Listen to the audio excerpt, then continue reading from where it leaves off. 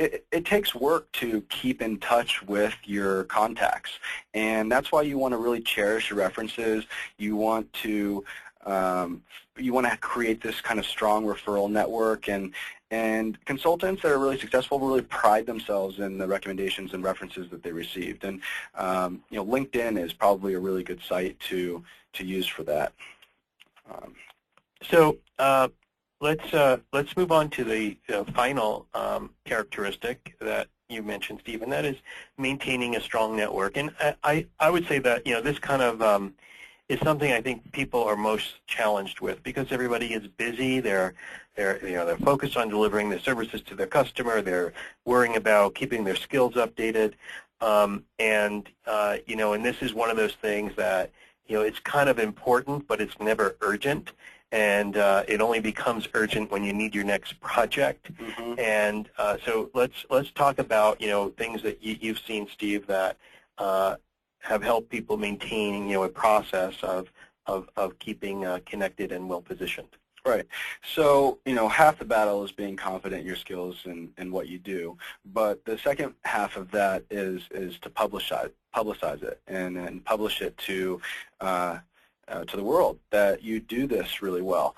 And you can do that in a number of ways. The most obvious are your social media channels with your LinkedIn and your website and such.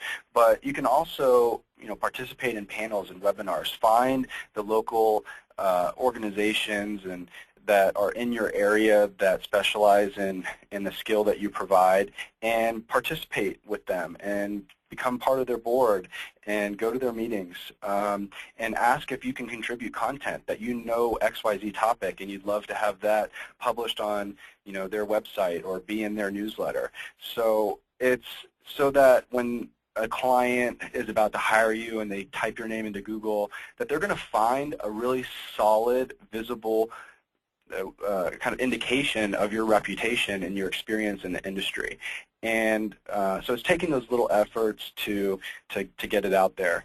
And the last piece of this is... So Steve, just how much time do you think someone needs to devote to this on a monthly basis? Like, is this what I'm an independent consultant. I'm really busy. I'm really focused on what I'm doing. What is a reasonable level of budget of my time that I should commit to this? Is it monthly? Is it quarterly? What? I would think of it as monthly. I would probably say if you're spending anywhere between 5 to 10 hours a month actually shaking hands, meeting people, doing introductions, getting yourself out there, that's good. But I will also say that a successful independent consultant is always marketing, and they're always out there connecting with other people. So it's almost within every delivery of services. It's every time they go to the client. It's happening. It's almost instilled in their nature. But the more proactive conferences, events, and publications and newsletters, I mean, that's aside, but it's just being connected and positioned in front of the audience where you're likely to provide your services. Great.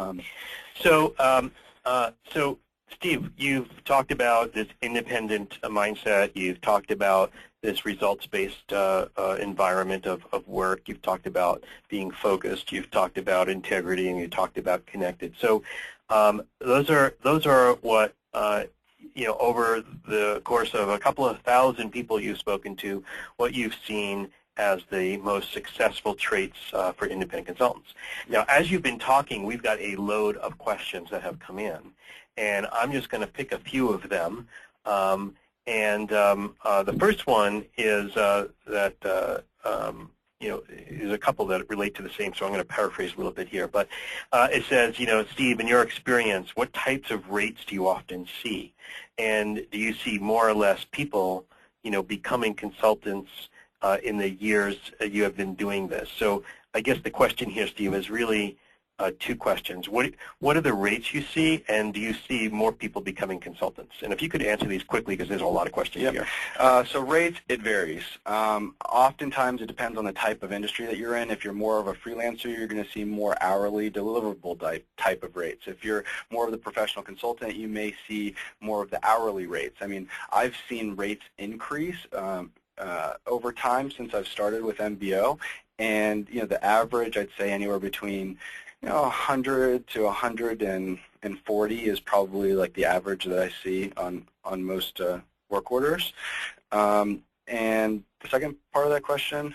Well, the second part is, do you see more and more people becoming consultants? Oh yeah, absolutely. I mean, this type of project economy has really lent itself towards consulting. I think before, independent consultants only had a few industry verticals that operated in that manner, and now it's become more broad, and professionals in a number of different disciplines are now taking their second career, their encore career as independent consultants, and they might start off W-2 and then they go kind of maybe work part-time as an independent consultant and then gain the confidence to start doing it full-time as a profession. Okay, I'm going to get quickly to the next question. Another question says here that they're looking to be that consultant, that what he calls an unbiased professional, right?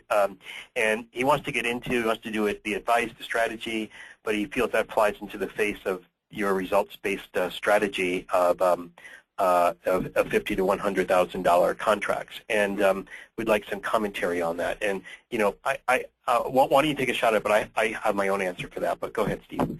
Yeah, I mean, like I said, the type of rate and their pricing strategy really depends on the type of work that you're doing. There's going to be some services that you just can't do as a deliverable. It's going to make a lot more sense to do on an hourly basis. So without knowing more about what you're doing and how you're providing it and the client's needs, it's hard to prepare that.